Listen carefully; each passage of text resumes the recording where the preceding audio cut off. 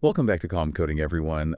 Today we are Diving. diving headfirst into the world of cybersecurity. Love it. And we've got a roundup of recent news from Tech Radar to sort of wade through. Absolutely. And it's like you're sitting down with your coffee, ready to code, and bam, headlines about all these data breaches and vulnerabilities are like right in your face. So Yeah, we're going to help you kind of navigate these waters a little bit and keep coding calmly. exactly. And, speaking of spilling your coffee, let's start with a story that might make you do just that, another Marriott data breach. Oh, But no. this time it wasn't Marriott directly. It was their partner.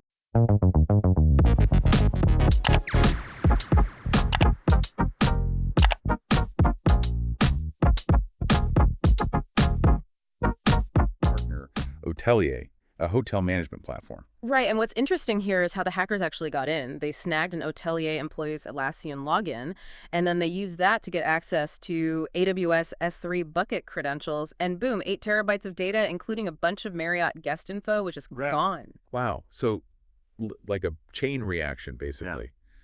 And this brings up a big question for our coder listeners out there. Hmm. How do we make sure our own software is secure, especially when we're integrating with these third-party platforms? That's a great question. And one key takeaway here is the importance of, robust access control and credential management in this case. If Hotelier had implemented, stricter security measures like maybe multi-factor authentication or, just limited access to sensitive data, the impact of the breach could have been, much smaller. Yeah, so it's not just about securing our own code, but also understanding the security practices of the platforms we integrate with.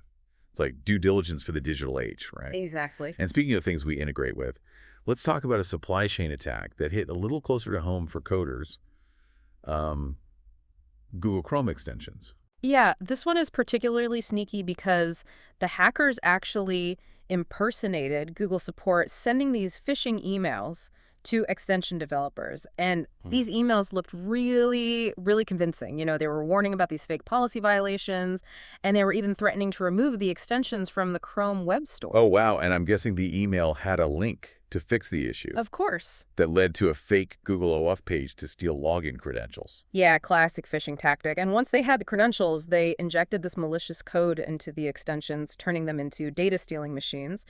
And what's really concerning is that they were targeting Facebook business accounts and ChatGPT API keys. Oh, wow. So not only are these hackers targeting developers, but they're also going after the tools and platforms that developers rely on. It's like double whammy. Yeah, it is. And some of these compromised extensions are pretty popular ones that people use all the time, like GraphQL, Network Inspector, Proxy, Switchy Omega, Yes Captcha Assistant, Castaros, and VidHelper. So if you use any of these, double check if you have the latest version released after December 26, 2024, just to be safe. Absolutely. Yeah, this brings up an interesting point. As developers, we're often, really focused on functionality and user experience, but security has to be a top priority right from the very beginning. Absolutely. And that includes thinking critically about the tools and extensions we use. Do we really need all of them? Are they from reputable sources? These are questions we should be asking ourselves on a regular basis. For sure. Okay, so we've talked about supply chain attacks, targeting big companies, and even our own developer tools. But let's shift gears a little bit and talk about how even simple features, designed with good intentions, can be turned against us. And this time it's Zendesk in the hot seat. Yeah, Zendesk offers free trials and subdomains to make things easier for users, but attackers exploited these features to create these fake subdomains that mimic real companies, so they're perfect for phishing emails that are disguised as customer support messages. And since these emails are coming from Zendesk, a platform people generally trust, they kind of just sail right past those spam filters and land right in your inbox. Right. And then to make matters worse, they were using this particularly nasty tactic called pig butchering. Yeah, pig butchering it involves building trust with the victim over time, often through seemingly friendly conversations and helpful advice. And then when the time is right, they strike, usually by convincing the victim to invest in a fake platform or service. Oh, wow. So it's a slow and methodical buildup of trust just to maximize the financial damage when they finally make their move. Yeah. It's like the digital equivalent of the long con. Exactly. It really highlights the importance of vigilance and critical thinking, even when we're dealing with seemingly reputable platforms or individuals online. Absolutely. We need to be really cautious about who we trust online and be wary of unsolicited offers, especially ones that seem too good to be true. Right. Yeah, that's always a red flag. For sure. Well, on that note, let's take a break and come back with more cybersecurity insights from our deep dive into the latest tech radar news. Welcome back to Calm Coding. We've talked about supply chain attacks and some pretty sneaky phishing tactics, but now let's move on to a different kind of cybersecurity threat, botnets. Right. Specifically, we're going to be looking at this Murdoc botnet, which targets, IP cameras and routers. It's actually a variant of that infamous Mirai malware that we've probably all heard of, known for creating these massive botnets to launch DDoS attacks. So imagine thousands of compromised devices, all controlled by hackers, flooding a target server with traffic, basically shutting it down. It's like a digital swarm of locusts descending upon a website or an online service. Yeah, it's a good analogy. And what's really scary is that Murdoch takes advantage of known vulnerabilities in these devices, particularly older models that may not have received security updates. Right, so in this case, it looks like they're targeting AV Tech IP cameras and Huawei HG532 routers. It's just a reminder that even devices we don't traditionally think of as, computers can still be vulnerable to these cyber attacks. Exactly. And for our coder listeners out there, this is particularly relevant because we're increasingly building software that interacts with these IoT devices.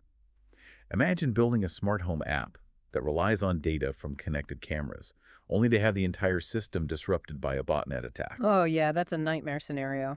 It highlights how security needs to be a top priority, throughout that entire development process, especially when we're dealing with all these interconnected devices. Absolutely. It's no longer enough to just secure the code itself. We have to be thinking about the entire ecosystem that our software operates in and anticipate, potential vulnerabilities at every level. So we've talked about supply chain attacks, phishing, and botnets, but let's not forget about the human element.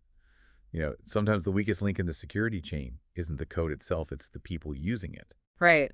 And a recent ransomware campaign targeting Microsoft Teams really drove that point home. It started with this massive email bombing attack where victims were flooded with thousands of spam messages just clogging up their inboxes and creating chaos. Yeah, I can only imagine trying to find like that important client email in the middle of all that. It's enough to make anyone pull their hair out. Exactly. And that's exactly what the attackers were counting on, because in the middle of all this chaos, they would then pose as helpful IT support, reaching out through Microsoft Teams to offer a solution to this email problem. Oh, so they were like, hey, we can fix this for you. But Right, that offer to fix the issue, but of course to do so, they needed access to the victim's computer, usually through Quick Assist or Teams screen sharing.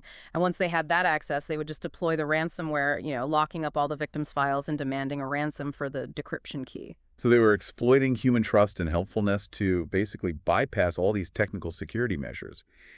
It's a reminder that even if our code is bulletproof, a well-crafted social engineering attack can still wreak havoc. Yeah, absolutely. And it looks like this particular campaign has been linked to Fin7 and Storm 1811, two groups that are known for these sophisticated social engineering tactics. It just goes to show that attackers are always looking for new and creative ways to exploit vulnerabilities, both technical and human.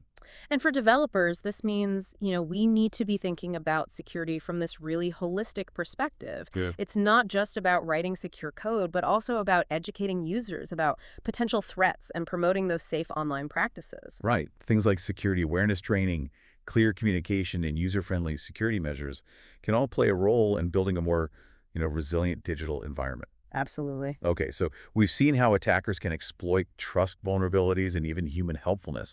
But what happens when a flaw is found at the very foundation of system security? That's what we're going to discuss next, focusing on this vulnerability in UEFI Secure Boot. Right. UEFI Secure Boot, it's kind of like this digital bouncer, ensuring that only trusted software can run during that boot process. It's a really crucial security feature, but researchers at ESET discovered this flaw that could allow attackers to bypass this safeguard and install something called a bootkit. A bootkit, that sounds pretty ominous. What exactly does that do? Yeah, it's a type of malware that infects the boot process itself loading even before your operating system starts up. So even if your operating system and all your software is completely up to date, a bootkit can still take control of your system at that most fundamental level. Oh, wow. So that's terrifying. It's like having a virus, embedded in the very DNA of your computer. And what makes this vulnerability even more worrisome is that it affects a UEFI application that's used by several real-time system recovery software suites. These are tools designed to help you fix your computer, but in this case, they could actually be making it more vulnerable. Oh, wow. So talk about a double-edged sword. So what can people do to protect themselves against this kind of threat? Well, the good news is that Microsoft actually released a patch for this vulnerability in their January Patch Tuesday update. So the first step is to make sure your system is fully patched and up to date. Right. Always good advice.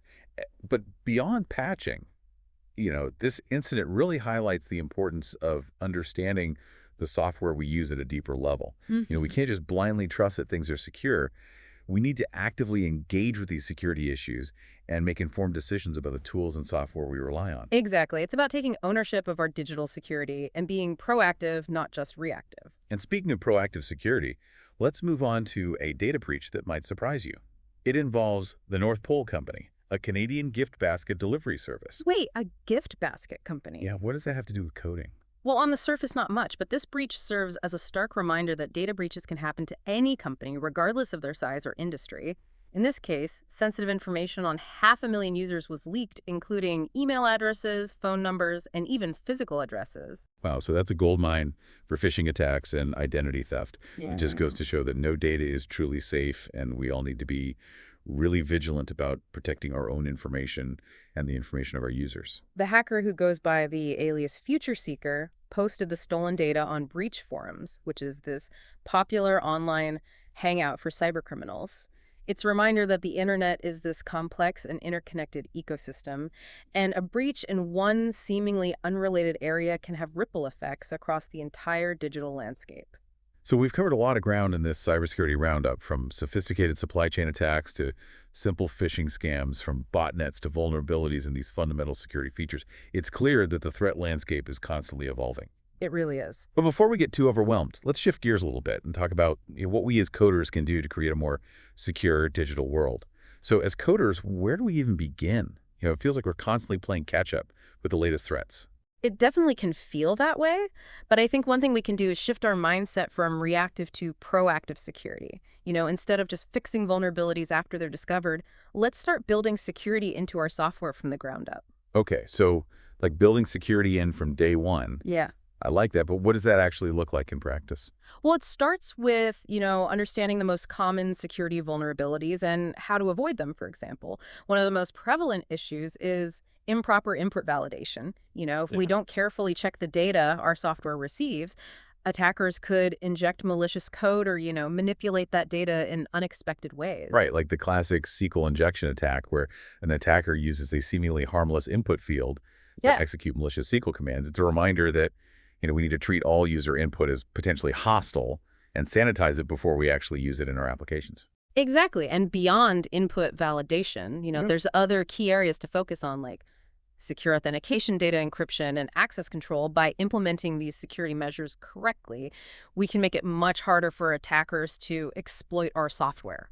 So it's about building security into the very fabric of our code, not just treating it as an afterthought. Exactly. And speaking of building things, let's talk about Cloudflare. They're kind of like the internet's traffic cops, making sure websites stay up and running smoothly. Yeah. But even they aren't immune to these security flaws. Right. This particular flaw could allow someone to partially de-anonymize a person and pinpoint their location simply by sending them an image. Wait, what? How is that even possible? Sending a picture shouldn't reveal someone's location. It's all about how Cloudflare's Content Delivery Network, or CDN, uses caching to speed up content delivery. When you send an image, it's routed through the data center that's closest to the recipient. The flaw allowed attackers to exploit how Cloudflare returned information about a request's cache status. So you're saying that by analyzing the server response to an image request, an attacker could figure out the recipient's approximate location. Exactly. It would reveal the airport code for the airport closest to the data center that was handling that request. And since a lot of messaging apps show image thumbnails and notifications, this could be exploited without the victim even clicking on anything. That's a really clever but unsettling exploit. It Ugh. just goes to show that we need to be thinking about security at every level, from the code we write to the infrastructure our software runs on. Absolutely. It's like a constant game of cat and mouse. Mhm. Attackers are always looking for new ways to exploit vulnerabilities, and it's up to us to stay ahead of the curve. And one of the best ways to stay ahead of the curve is to, embrace the power of collaboration. Cybersecurity is a complex field, and no one has all the answers. By sharing knowledge, best practices, and even, our mistakes, we can collectively raise the bar for security across the entire tech industry. So it's like open source software development, but for security. The more we collaborate, the stronger our collective defenses become. Right. And beyond collaborating with other developers, we also need to educate our users. After all, even the most secure software can be compromised if someone falls for a phishing scam or, unknowingly downloads malware. That's a great point. Security awareness training, clear communication about potential threats, and user-friendly security measures can all play a crucial role in creating a more secure digital environment. So to wrap up this cybersecurity roundup, let's leave our listeners with a call to action. As coders, we have a unique opportunity and responsibility to shape the digital world we want to live in. Hmm. Let's commit to building security into our software from day one, collaborating with others, and educating our users. Yeah, absolutely. And let's remember that cybersecurity isn't just about protecting data or systems. It's about protecting people by working together. Yeah. We can create a more secure, resilient, and trustworthy digital world for everyone. Couldn't have said it better myself. Thanks for joining us on this deep dive into the world of cybersecurity, everyone. And remember, stay calm, code on, and stay safe out there. Absolutely. And don't forget to check the show notes for links to the original Tech Radar articles and other helpful resources. Keep coding calmly.